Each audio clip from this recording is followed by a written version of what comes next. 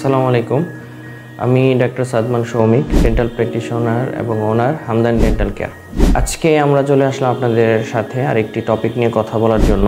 আমাদের আজকের টপিক হচ্ছে বাচ্চাদের দাঁত এবং দাঁতের যত্ন নিয়ে। আমরা বড়রা যেরকম দাঁতের ব্যাপারে সচেতন, ঠিক তেমনইভাবে আমাদের প্রতিটি ঘরে যেরকম বাচ্চা আছে তাদের প্রত্যেকেরই দাঁতের ব্যাপারে সচেতন হওয়া প্রয়োজন। কারণ বাচ্চাদের যদি দাঁতের কোনো প্রবলেম হয় তাহলে দেখা যায় যে অনেক সময়ই তাদের দাঁতের চিকিৎসা দেওয়াটা অনেক ডিফিকাল্ট হয়ে যায়। বেশিরভাগ বাচ্চারাই ভয় পায়, কিন্তু দেখা যায় যে তারা ব্যথাতে কষ্ট পাচ্ছে, খাবার জমে যাচ্ছে, ঠিক করে খেতে পারছে না।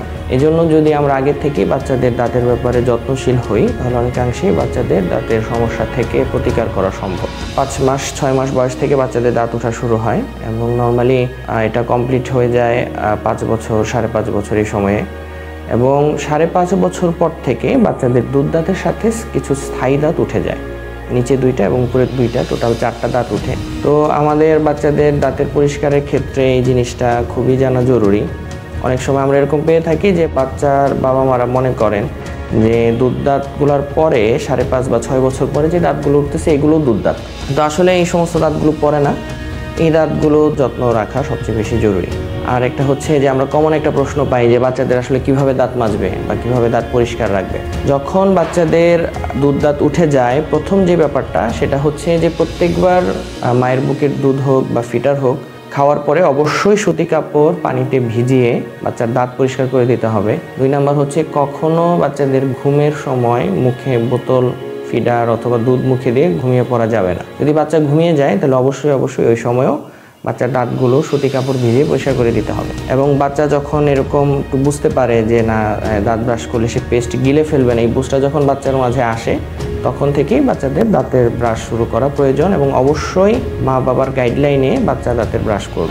নর্মাল যে সমস্ত পেস্টগুলো আমরা বাজারে পেয়ে থাকি এই সমস্ত পেস্ট অবশ্যই ব্যবহার করা যাবে না। বাচ্চাদের জন্য কিছু বেবি পেস্ট পাওয়া যায়, এগুলো ব্যবহার করতে হবে। এবং নর্মাল যে পেস্টগুলো বাজারে পাওয়া যায় এগুলো 10 বছরের পর থেকেই বাচ্চারা ব্যবহার করতে পারবে। আরেকটা বিষয়, যদি বাচ্চাদের দাঁত ক্ষয় হয়ে যায় তাহলে সেই ক্ষেত্রে সাথে সাথেই আসলে ডেন্টাল সার্জনের পরামর্শ নেওয়া প্রয়োজন। কারণ যে কোনো দন্তক্ষয়ই শুরুতে খুব সামান্য পরিমাণ থাকে এবং সেটা খুব সহজেই অল্প সময়েই এটা চিকিৎসা করে দেওয়া যায়। কিন্তু যদি দেখা যায় যে না, আমরা মনে করি যে অল্প ক্ষয় আছে বা ব্যথা হচ্ছে না, আমরা যদি অপেক্ষা করতে থাকি, এই ক্ষয় যদি বেড়ে যায় তাহলে সেই ক্ষেত্রে যেমন রোগীর কষ্টও বাড়ে, সেই ক্ষেত্রে চিকিৎসার জটিলতাও বাড়ে, চিকিৎসার খরচও বাড়ে এবং চিকিৎসার সময় অনেক লেন্দি হয়ে যায়। আর একটা ব্যাপার যেটা হচ্ছে, বাচ্চারা খুব বেশি বাইরের খাবার পছন্দ করে, যেমন চকলেট, চিপস, তারপরে কেক।